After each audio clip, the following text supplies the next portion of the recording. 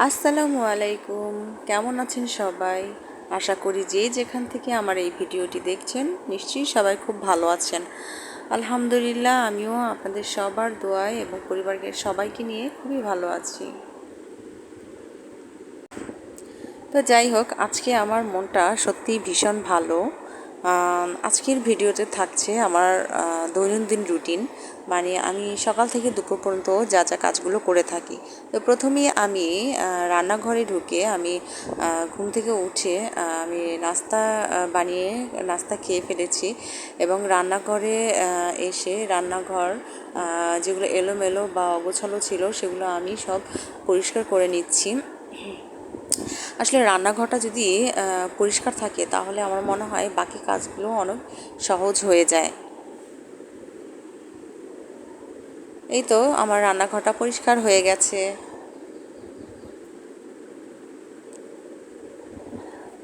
আমি খুবই সিম্পল একটা মানুষ, তো আমার মানে আমি সব কিছুই সিম্পল করতেই বেশি পছন্দ করি। আমি সবসময় সব কিছু আর্টিফিশিয়াল করা বেশি পছন্দ করি না।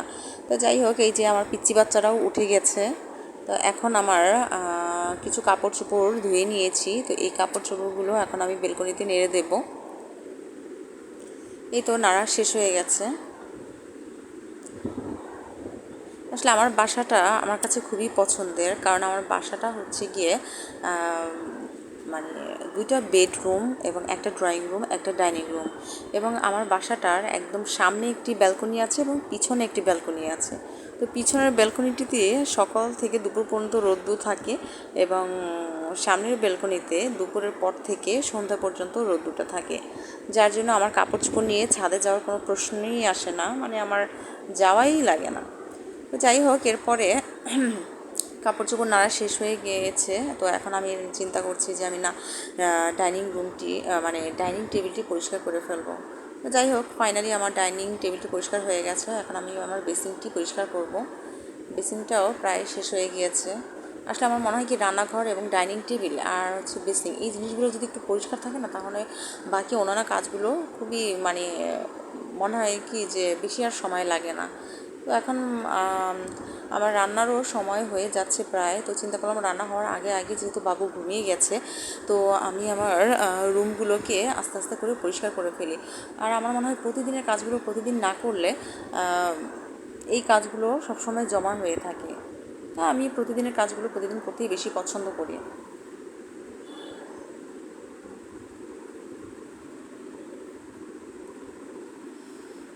তো আমি আমার বেডরুমের ফার্নিচারগুলো মোছা হয়ে গিয়েছে।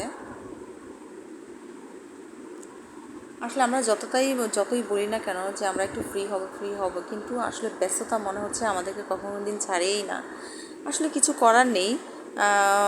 গৃহিণীদের জীবনটা আসলে ব্যস্ততার মধ্য দিয়েই যায়। তো চলে এলাম আমি আমার ড্রয়িং রুম বিছানাটা একটু ঝাড়ু দিয়ে নিলাম।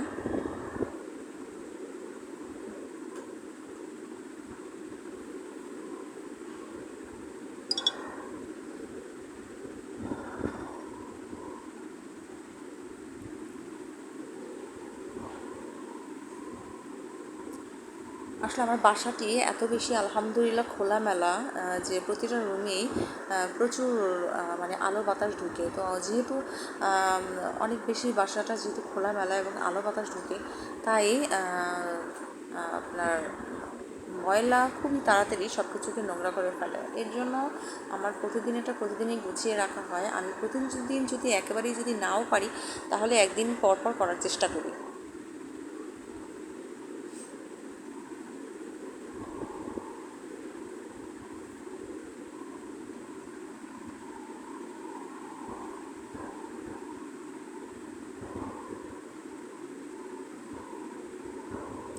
তো ফাইনালি আমার ঘর গোছানো শেষ হয়ে গিয়েছে।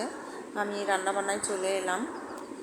এদিকে আমি রান্নাবান্না শুরু করে দিয়েছি। এখানে আমি ঢ্যাঁড়স ভাজি বসিয়েছি।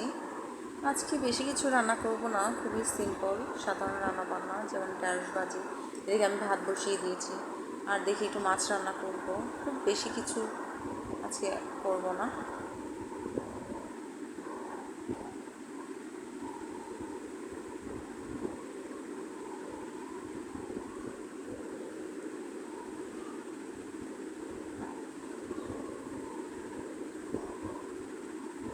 তো আজকে চিন্তা ভাবনা আছে যে যেহেতু তাড়াতাড়ি রান্নাবান্না শেষ হয়ে যাচ্ছে, তো বিকেলে একটু ফ্যামিলির সবাইকে নিয়ে একটু বের হব।